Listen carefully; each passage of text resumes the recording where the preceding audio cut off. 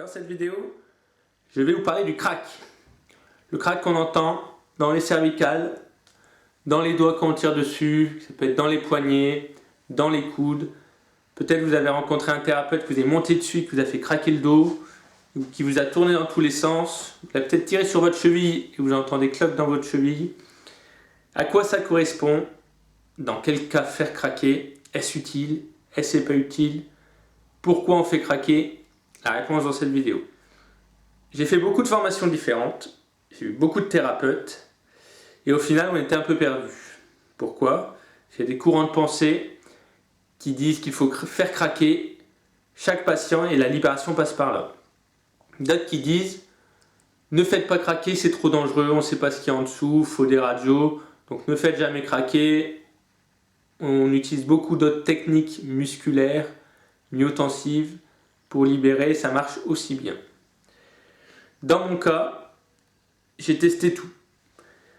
À l'école, on testait entre les élèves, des fois on trouvait des blocages articulaires, la personne avait pas mal au dos, on trouvait un petit blocage, on faisait craquer et la personne était contente. Le lendemain, pas de problème, rien n'avait changé. Parfois on retrouvait le même blocage qui était revenu, donc ce qui veut dire que ce blocage il était secondaire à quelque chose et qu'il y avait autre chose qui entraînait ce blocage. Des fois on libérait un blocage, on entend des craques, la personne avait pas mal au dos, alors on entend craque, et le lendemain, oh, je sais pas ce que tu m'as fait, j'ai mal au dos. Certains avaient mal au dos, donc on s'amusait à les prendre comme si c'était des vrais patients, on les faisait craquer, et le lendemain, ils allaient mieux. D'autres avaient mal au dos, on les prenait, on les faisait craquer, et le lendemain, ça n'a rien changé. Donc, qu'en conclure de tout ça, c'est qu'il y a de tout. Des gens qui se font craquer qui vont mieux, des gens qui ne se font pas craquer qui vont mieux, et même des gens qui se font craquer qui vont moins bien. Où trouver la vérité et la justesse de tout ça?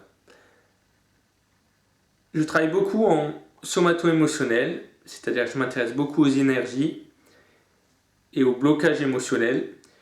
Et on se rend compte que ces blocages articulaires, ces cracks, sont très souvent secondaires à des blocages énergétiques. Donc, utiliser une technique de crack ou de pas crack, le but du jeu, c'est de libérer l'articulation et de libérer ce qu'il y a derrière. Donc, c'est juste une technique parmi d'autres. Certains l'utilisent pour gagner du temps. On fait craquer, ça fait bien, on soigne son petit ego, le patient est content, il aime ça, et puis ça va vite, donc c'est cool. Certains ne font jamais craquer, soit parce qu'ils ne savent pas le faire, soit parce qu'ils n'ont pas confiance en eux, soit ils ne savent pas ce qu'il y a en dessous, et il y a des dangers, donc ils ne le font pas. Donc pour l'instant je ne vous aide pas, parce qu'il y a de tout. Le but du jeu, c'est de trouver la cause de la cause, de toujours trouver la cause de la cause. Donc il y a des cas intéressants où il faut débloquer les articulations, où ça peut passer par le crack. Après une grosse entorse de cheville, quand vous êtes bloqué la cheville suite à une chute, suite à un choc, suite à un tacle au football, ou peu importe la situation où vous faites une entorse de cheville très importante et la cheville se bloque, là il va être intéressant de décoapter la cheville et de faire cloque pour libérer l'articulation. Ça peut arriver aussi suite à des chutes sur l'épaule, où on vient se bloquer la première côte, les cervicales, la clavicule, et si on ne vient pas débloquer la pince ici, ça peut créer des douleurs dans le bras, ça peut bloquer les nerfs, ça peut bloquer des artères, créer des douleurs diffuses. Donc ici, dans ces cas de blocage, ça peut être intéressant de rapidement, si c'est bloqué là, on vient pousser, ça fait le clac et ça libère l'articulation. Par contre, le clac ne veut rien dire. Des fois, l'articulation qui est coaptée, elle va claquer, et des fois, elle est coaptée et elle ne va pas claquer. Ne vous arrêtez pas à ça, mais si ça vous fait du bien, eh ben, pourquoi pas, il n'y a pas de mal à ça. Il se passe quoi quand ça fait crack? Donc il y a la coaptation, ça se décoapte, et en se décoaptant, ça permet de redonner de la liberté, ça permet de faire circuler les liquides à l'intérieur, la synoviale, et autour, ça permet d'étirer un peu les ligaments, et par voie réflexe, de décontracter les muscles autour, en libérant les petits nerfs si c'est au niveau d'une vertèbre. Certains patients viennent me voir pour que je les remette en place. Alors je vous rassure, tu es en place, je suis en place. Les personnes qu'il faut remettre en place, c'est plus émotionnel. Pourquoi c'est émotionnel? C'est que si tu n'es pas à ta place, c'est que tu ne vis pas la vie que tu as envie de vivre, c'est que tu n'es pas toi, c'est que tu vis la vie que tes parents voulaient que tu vives, ou que la société veut que tu vives. Et la vérité, la justesse du fait que tu n'es pas en place, c'est pas le blocage articulaire. La vertèbre déplacée, la vertèbre elle ne se déplace pas. C'est le corps qui se déplace, qui est toujours en mouvement et les vertèbres nous suivent. Une vertèbre, elle ne se déplace pas par rapport à une autre. Si elle se déplace, ça peut être beaucoup plus grave, ça veut dire qu'il y a une fracture, ça peut vouloir dire qu'il y a une luxation, et dans ce cas-là, c'est pas ostéopathique, la guérison. Il faut faire une radio et voir un autre thérapeute, un médecin. Il existe aussi des blocages dus à la naissance.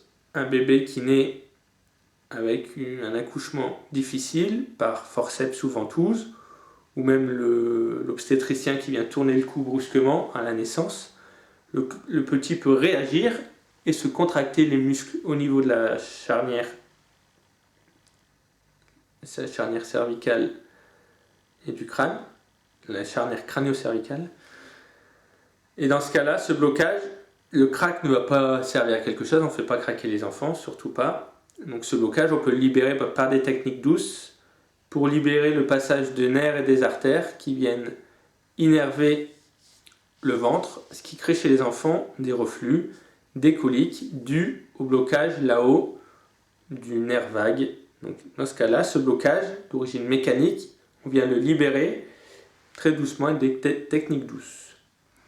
Donc tous ces blocages articulaires, qui sont très souvent d'origine mécanique, ou dus à un gros stress musculaire, on peut les libérer. Le crack n'est pas toujours utile, mais pensez bien que si vous vous bloquez, sans rien faire, sans mouvement, et qu'à un moment vos muscles viennent se contracter par défense, c'est que la cause elle n'est pas mécanique. Se faire craquer dans ces cas-là, c'est ne pas aller chercher la cause de la cause, et c'est se limiter juste à son articulation et à ce qu'on ressent. Ouvrez-vous au pourquoi. Pourquoi vous êtes bloqué? Pourquoi vous n'êtes pas libre? Pourquoi vous n'arrivez pas à avancer? Qu'est-ce qui vous retient? Qu'est-ce qui vous perturbe? Et dans ces cas-là, l'origine est très souvent énergétique et émotionnelle. Dans mon cas, j'ai eu des lumbagos, je me suis bien fait mal au dos, j'étais voir des thérapeutes qui m'ont fait craquer, avec plus ou moins de résultats. J'ai vu des thérapeutes qui m'ont pas fait craquer, avec plus ou moins de résultats. Et le jour où j'ai craqué émotionnellement, où j'ai fait des choix de vie, le vrai crack, il était là.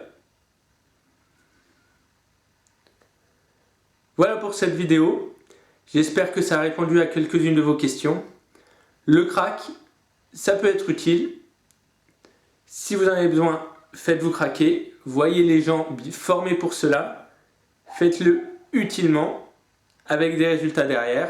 Si vous n'avez pas de résultats, c'est que la cause n'est pas là et ne vous limitez pas à ça. À bientôt.